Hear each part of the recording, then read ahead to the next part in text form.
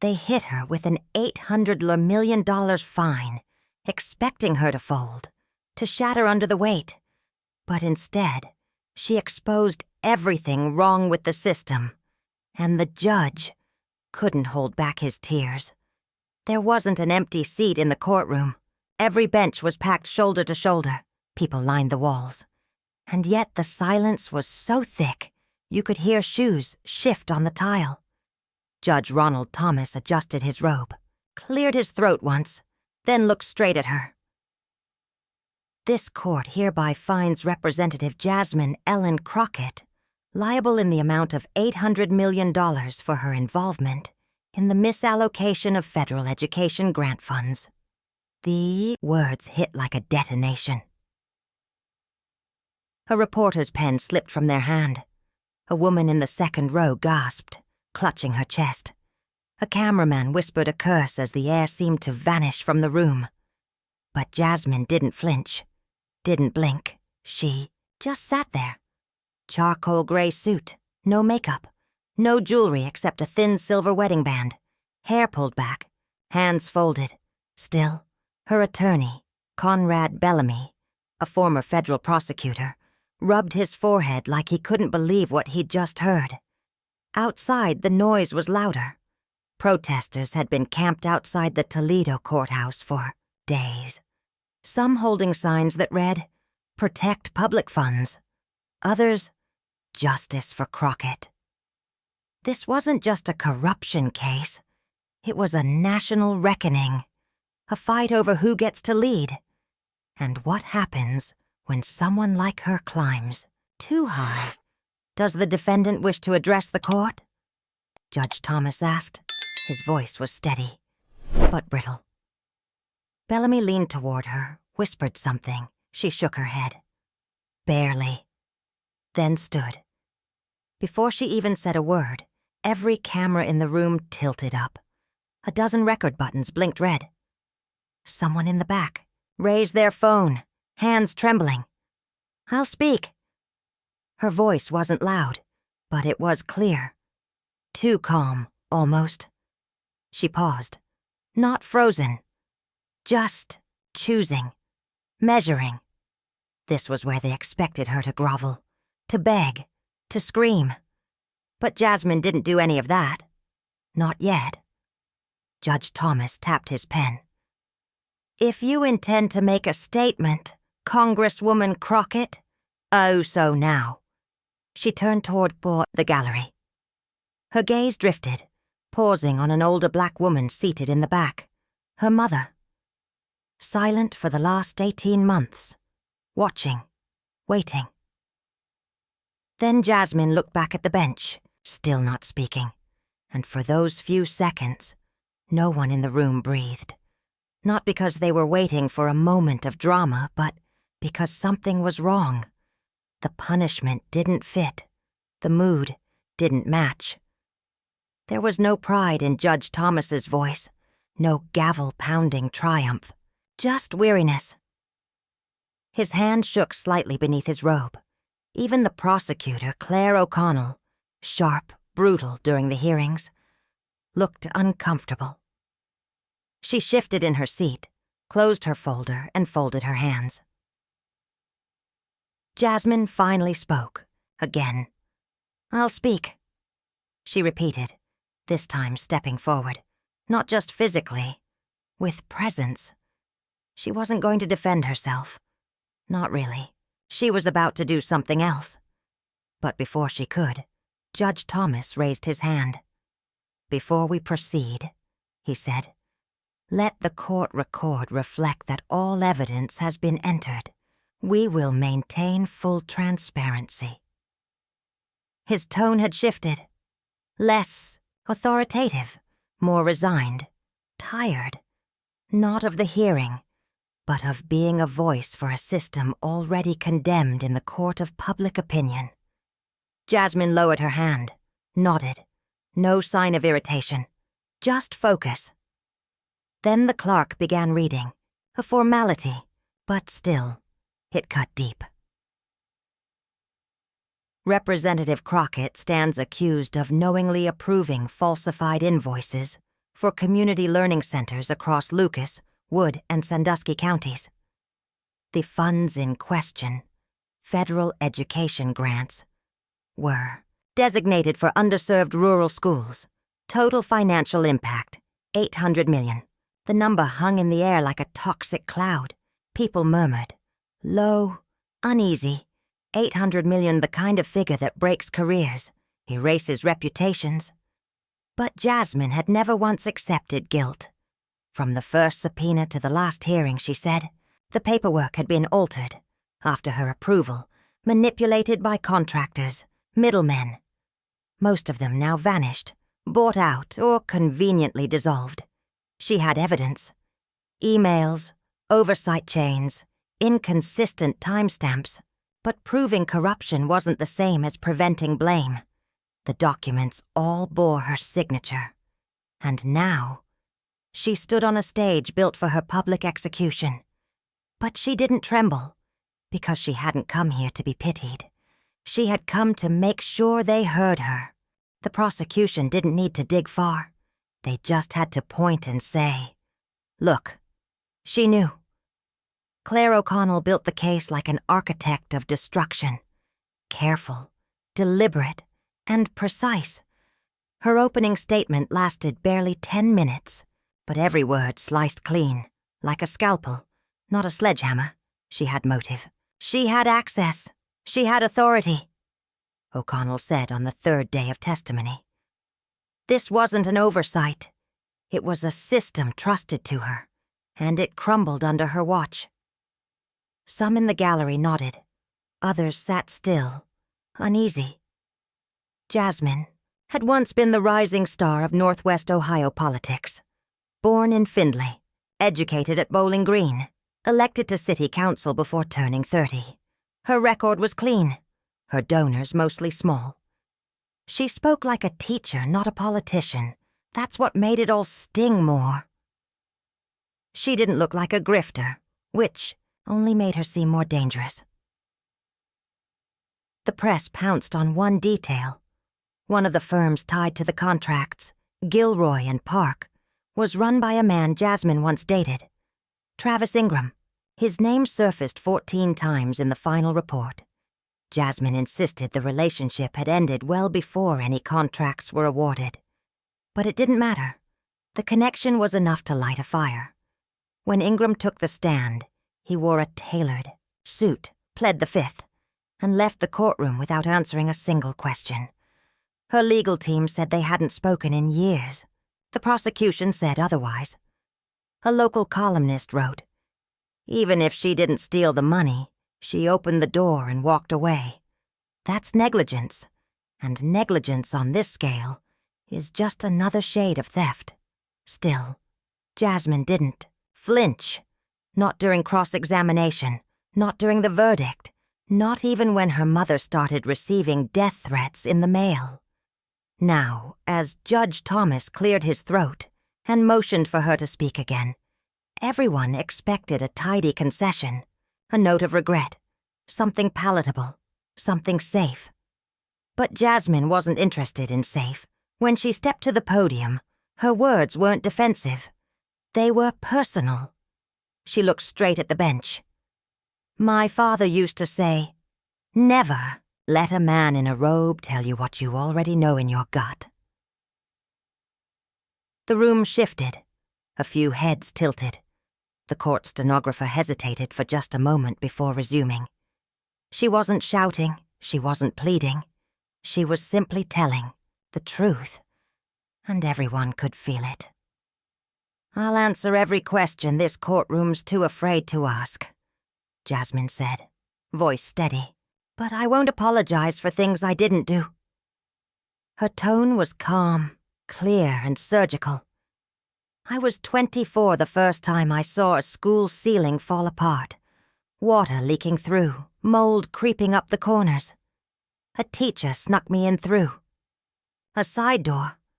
The principal was too ashamed. And you know what that teacher told me?" She scanned the room. She said, "Jasmine, don't waste your time. These kids don't vote." Chairs creaked. Bodies shifted. I spent the next 10 years trying to prove her wrong. Not for her. For those kids. The ones without heat in November. The ones without math books. The ones using bathrooms with broken doors and no soap. She paused.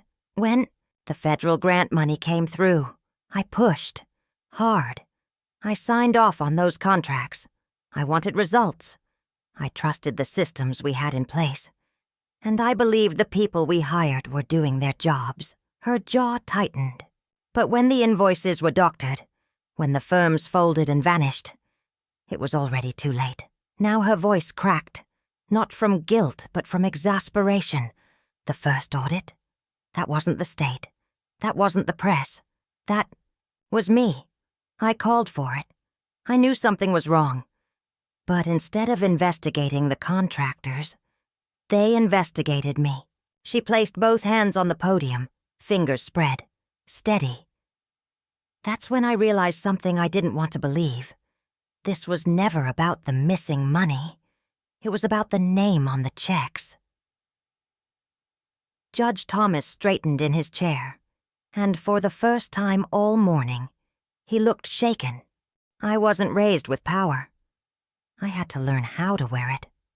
And I made mistakes. Not crimes. Mistakes. I trusted too easily. I didn't demand paper trails from people who looked polished, who knew the language, who walked like they'd done. It all before. And now, I'm paying the price for that. A long second passed. No one moved. Not a breath. Not a whisper. Then she leaned in. Just slightly. Like she was confiding something intimate. But her next words cut deep. Let's talk about what no one in this room wants to say. Her voice didn't rise. It didn't need to. If my name were Josiah Whitman or Eleanor Strauss, this would be called poor oversight, a bad audit, a policy failure. We wouldn't be dragging my mother's house into foreclosure. We wouldn't be freezing my husband's retirement account. Gasps broke from the gallery. Judge Thomas shifted in his seat, his fingers clenching the armrest. But Jasmine didn't flinch. I've served on oversight committees, she continued. I've read hundreds of audit reports. I've seen how power shields itself when it's convenient, and how fast it burns the innocent when it's not. She took a step back. Let the moment breathe. This court can find me. Strip my title. Bury me in headlines. But it will never erase what I've built.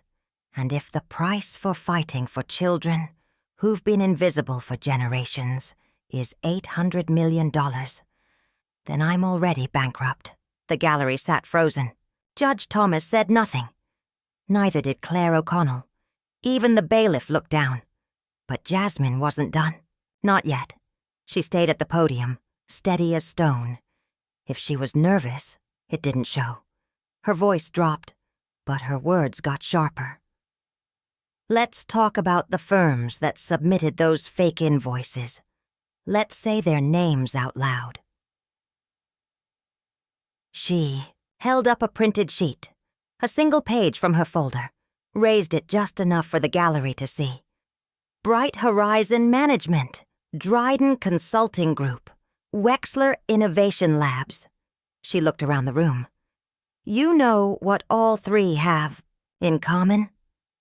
No one answered. They were all awarded contracts under expedited emergency terms. Not by me, not by my staff, but through state channels. With federal fast-track approvals, I recommended the allocations. The rubber stamp came from someone else. Judge Thomas raised his chin slightly. Still silent. Dryden got $70 million for rural broadband. They never installed a single cable. You want to know where the money went? Ask the Federal Subcontractor Review Board. They cleared the invoices. Twice. Now she was naming names. Real ones. Wexler received $62 million to build a statewide teacher training network. The same week they were paid, they changed their business address to a P.O. box in Kansas then vanished. Jasmine inhaled slowly. No arrests, no subpoenas, no public hearings. Just a long trail of disappearing LLCs. And someone whispering, "Congresswoman Crockett approved the budget." At the prosecution's table, Claire O'Connell's jaw locked. Her fingers curled over her notes. For the first time in days, she wasn't in control of the room. "I met with the Ohio office of grant oversight 3 times in 8 months," Jasmine said. "Every time I raised concerns, they told me it wasn't their job to interfere with the flow of federal dollars." She paused.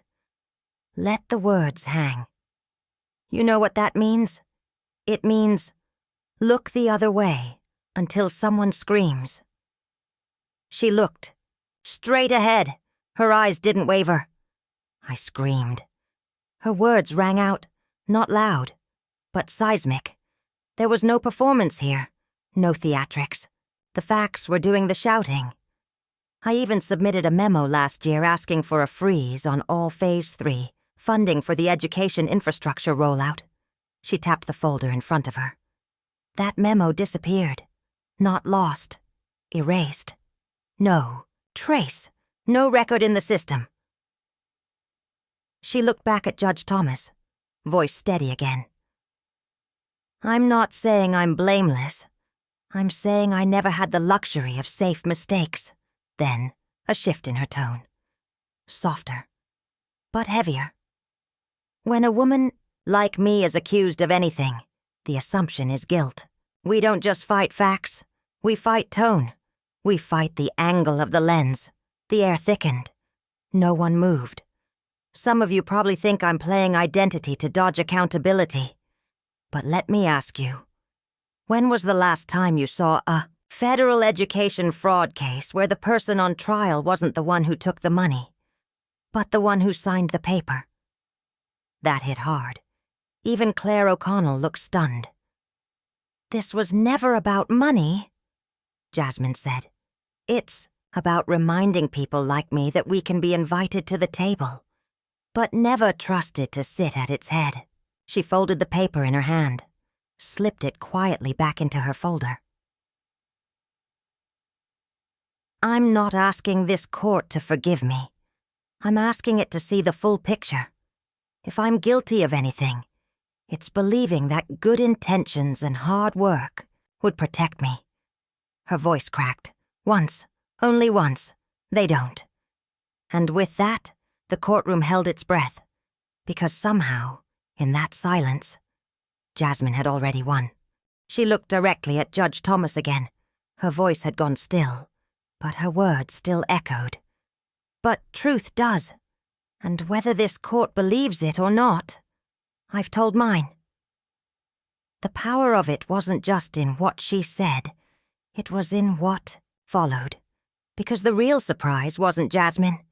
It was the man behind the bench. For the first time all day, Judge Thomas looked smaller, not physically, but like something had pulled the air out of him. He didn't respond right away. Instead, he leaned back in his chair, lips parting as if to speak. But no words came. His eyes dropped to his notes, then back to Jasmine, then down again. It wasn't just hesitation. It was something deeper. Conflict. "I need a recess," he muttered. The mic caught it, even though his voice barely rose. No one moved. He sat up, cleared his throat, tried again. Louder. 10-minute recess. Still, the courtroom stayed frozen. The bailiff looked over, unsure, waiting. Judge Thomas exhaled, removed his glasses, slowly, deliberately. Both hands trembled as he set them on the bench. Now, without the glare of the lenses, his eyes looked tired, not from age, but from something far older, worn. "I knew your father," he said softly, so softly it almost didn't register. Jasmine blinked. "He worked sanitation for Lucas County," the judge continued. Used to come into the district office in Mormie. Early mornings. Cleaned the same halls I walked when I was just a clerk. It was the first personal thing he'd said throughout the entire trial. He would whistle, Thomas added, almost smiling. Old gospel songs. I asked him once how he had the energy to sing at 5 a.m. He paused. He said, "Singing is what keeps the bitterness out." That line cracks something. In the room, in the judge, maybe even in Jasmine. He swallowed hard, looked down. "I've sentenced a lot of men who look like your father," he said. His voice faltered. "Then later, men who look like you." A silence settled in. And each time I told myself I was applying the law. Evenly. Blindly. He looked up again, directly at Jasmine. "But it's not blind, is it?" "Not really." You could hear a pin drop. "I read every line of this case," he said. "I know the statute. Title 18, Section 66, theft or bribery, concerning programs receiving federal funds." He lifted the documents lightly in his hands. "I've seen it used against school superintendents, county executives, water board managers." His hands trembled again. Just slightly. But never like this. Not with this kind of noise, this kind of fury. He glanced at the clerk, at Claire O'Connell, then back to Jasmine. "I don't know what I expected you to say. Something political, defensive, maybe even angry." He shook his head. "But instead, you gave us truth. More truth than this room was ready for." A pause. His expression had shifted. The facade had cracked. Something real now peeked through. "I'm tired," he said. Not to Jasmine, not to the court, just out loud, like a confession to no one and everyone. "I've sat on this bench for 23 years. I've watched laws bend to convenience, and power parade as justice." He ran a hand to his temple, trying to hold something in. "But today," his voice caught. He pressed his lips together, then reached for his glasses. Missed. Grabbed a tissue instead. And that's when it happened. A tear. Just one. But in that courtroom, one was enough. No one moved. Not the clerk. Not the bailiff. Not the reporters who'd been scribbling notes all morning. Even Claire O'Connell had changed. She sat back, quiet now. Arms no longer crossed. Jasmine didn't smile. She didn't flinch. She just stood, watching him. Her father had died 8 years ago. Lung complications. He never lived to see his daughter stand in a courtroom like this. Never lived to see her fight like this. But in that moment, Jasmine saw something unexpected in Judge Thomas. Not guilt, not weakness. Recognition. Human recognition. It lasted less than a minute. Then he wiped his face, straightened his robe, and leaned into the mic again. "This court will reconvene in 5 minutes," he said. He stood. The bailiff finally rose, to escort him out. But as he disappeared behind the chamber doors, no one saw a judge anymore. Just a man who finally saw the whole picture. He was gone for barely 5 minutes, but the room didn't reset. No whispers, no phones, no speculation. They sat still, as if waiting for more than a verdict, waiting for justice to mean something again. When Judge Thomas returned, his eyes were a little red, but his voice was steady. "I've reviewed the statements and the relevant documents," he said. "The court recognizes that while the signatures in question do exist, so does significant testimony and evidence of systemic failures well outside the defendant's control." He looked at Jasmine. "This isn't an acquittal," he said. There was a pause, a long one. "But it isn't condemnation either." A low murmur rippled through the gallery. Not outrage. Something softer. Relief. Judge Thomas leaned back slightly, his voice calm but heavier now. Measured. "The fine stands in legal precedent," he said. "But the total amount and the scope of responsibility must be reconsidered in light of this testimony." A shift rippled through the gallery. People leaned forward not just to hear, but to grasp what it meant. "This court," he continued, "orders an immediate federal review of all subcontracted firms tied to this case. The imposed fine is hereby suspended, pending that outcome." Our pulse of energy shot through the room. Conrad Bellamy, seated beside Jasmine, placed a hand on her shoulder, briefly, then, almost reflexively, pulled it back. Even he wasn't sure what this moment meant yet. Then the judge went further. "Furthermore," he added, "this court recommends the Department of Justice conduct an independent inquiry into federal emergency education contract processes over the past 5 years." Now gasps, audible ones, from the press row. Claire O'Connell stood. She opened her mouth to speak, then closed it again. She sat back down, said nothing, not because she lacked words, but because the one story she thought she had, the one she'd so carefully sculpted, was unraveling.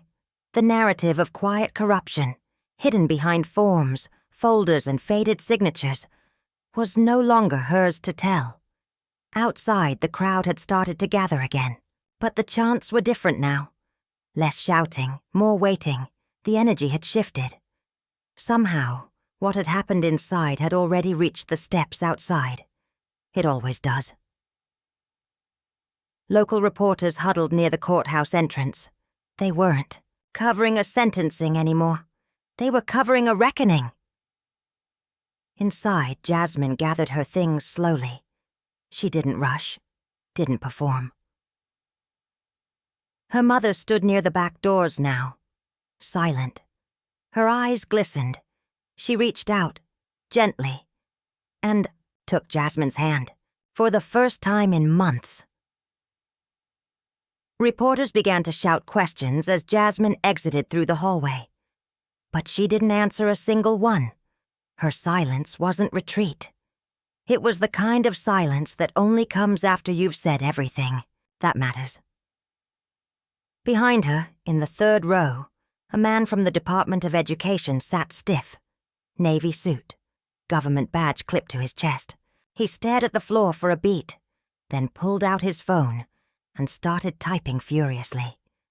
You didn't need to ask what his next few weeks would look like. Judge Thomas, still seated, leaned toward the mic one final time. "I hope you stay in this work, Representative Crockett," he said. "I don't know if this country deserves people like you, but it needs them." Jasmine didn't turn. She paused, then nodded. Once. Not to him. Not to the room. Maybe just to herself. She walked out of that courtroom the same way she walked in. Calm, quiet, focused. But something had changed, not just the verdict, not even the headlines, the people, what they saw, what they were willing to believe now, not because she convinced them, but because she made it impossible to keep pretending.